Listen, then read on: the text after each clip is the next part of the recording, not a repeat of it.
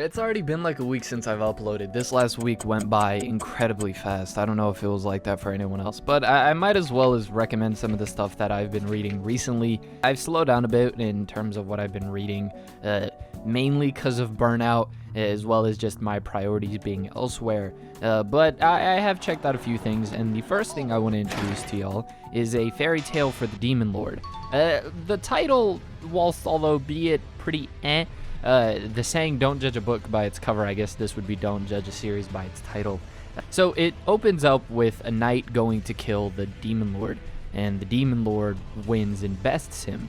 And then it turns out the plot does an entire flip on you, one that I can't really get into because it'd spoil the fun of it, but it was one that I didn't entirely expect. I think the art style and the character designs are something that's extremely intriguing, and the setting of kind of this cyberpunk-ish Asgard is a really cool take. So essentially, who you think the hero of the story is, don't really expect it. Also, again, looking back on it, it's one of those things, again, hindsight's 2020, where you see it and it's like, but whilst reading it, it's extremely enjoyable. The action's solid, and it even has a romance plot that's extremely touching. The next thing is a horror series done by Junji Ito, and I haven't really read too much of Junji Ito's work. The only one I'm really familiar with is Uzumaki, as well as No Longer Human. But this time I read Romina, or Remina, whatever.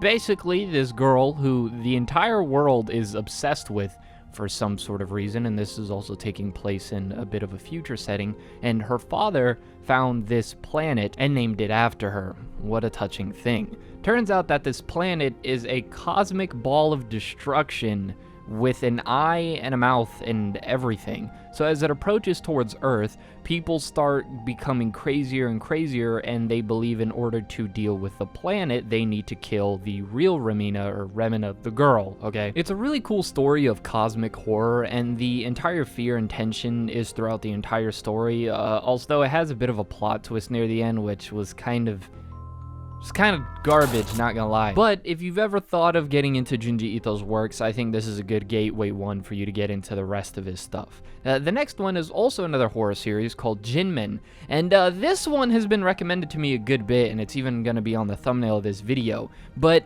imagine animals with people's faces on them, and then imagine you're in a zoo surrounded by these things, and it's incredibly disturbing and creepy, and I can't get these things out of my head. Somebody help me. It's another super gory, disturbing horror manga. What else do I really need to tell you? Go check it out if you're interested. The next thing I've actually been reading, which is what I'm really looking forward to talking about, as well as one more thing, is Die Dark. I did a video on Die Dark, I think like a year ago now, and for those that don't know, Die Dark is the same author behind Dorohedoro, and I have a ginormous crush on Kyu Hayashida. Please go out with. For anyone familiar with Dorohedoro, it's a story with an extremely dirty, rough atmosphere, yet with characters who are some of the most bright and enjoyable when you see their interactions, and they live like just normal lives, it seems, despite these incredibly warped and corrupted worlds that they live in.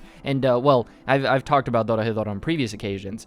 Die Dark, essentially, we follow our main character Sanko, who essentially, if you cut his flesh and take his bones, you have to take his bones, you'll be granted any wish. So as you can imagine, the entire universe is after this guy. He wears a cloak of darkness, which is essentially his armor. He has an axe that who he touches basically disintegrates. He has a backpack, which is Ghost Rider. Oh, and by the way, he forms a team with an invincible, or an unkillable zombie. Unkillable, that's the right word. And Death herself, which, by the way, if Death looked like this, I would have killed myself yesterday. So it's really an unlikely group for our protagonists, and everyone in the universe is after this guy, as well as a organization of light, which seems to have some things venturing onwards. Now, this story is still ongoing, and when I reviewed it over a year ago, it only had a few chapters out. Now I think it's around the 40-50 range, so if you want to get caught up, I'd highly recommend it. Now, I have another thing that I've been reading recently. In fact, I've reread it 3 times, and the 4th time, I read it with the audiobook, because I genuinely think it's that good.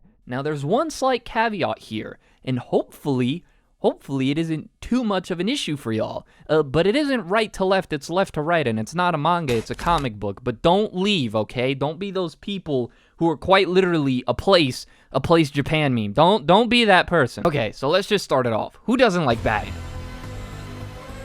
Right? Batman. But this is a slightly different take on Batman. It's far more psychological in its approach, and it really does have an interesting take regarding its themes and what it wants to portray. Essentially, if you're familiar with the Arkham games, this is one of the inspirations for it, more specifically Arkham Asylum. So Batman, it has to enter Arkham Asylum and deal with the Joker, who has some hostages, as well as venture out through the rest of the asylum and deal with the people who have kind of been let loose, if you will. The plot is extremely simple, and it's just very straightforward in that sense. However, where it truly grabbed my attention and what made me love this was the portrayal of Batman. The idea that Batman just might be as insane as the people who he has locked up or has taken to Arkham Asylum. Getting into things such as how we deal with mental health, how much can a person's crimes be forgiven under the banner of they just aren't mentally okay, as well as one of the most interesting and unique takes on the Joker as a character, as something that I think other things have built off on,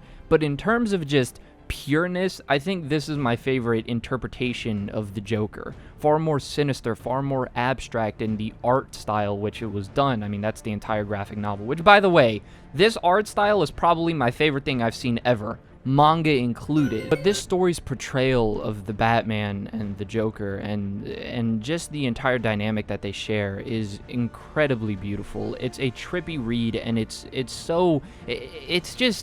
haunts you a little bit with what it's able to do and get into, and even after the end of reading it, you sit there being like, am I mentally okay? It truly is a disturbing, haunting, but incredible read, and I think it truly adds another perspective to the Batman that goes beyond the vengeance-driven vigilante who just isn't willing to kill. Whilst although I've always thought Batman to be a very deep character, especially in the hands of a good writer. But again, I would highly recommend it. It's just a one-shot graphic novel. You should be able to finish it in less than like 40 minutes. A bit of a warning, it is a little difficult to read, but I think that adds to the atmosphere and the chaos, especially regarding the Joker's dialogue. But again, highly recommend it. I took more time to expand on that Batman one because, man, I do love it. I think it's been my favorite read so far this year. Oh, it's so good. So yeah, if you would actually like to see me do more like comic book recommendations in these recommendation videos, just let me know by leaving a comment down below, as well as leaving a like on the video. And if you also haven't subscribed, make sure you subscribe, turn on the bell notifications. That way you're notified whenever a new video pops up on some of your favorite anime, manga, or whatever content. As always, this has been the Masked Man. Bye.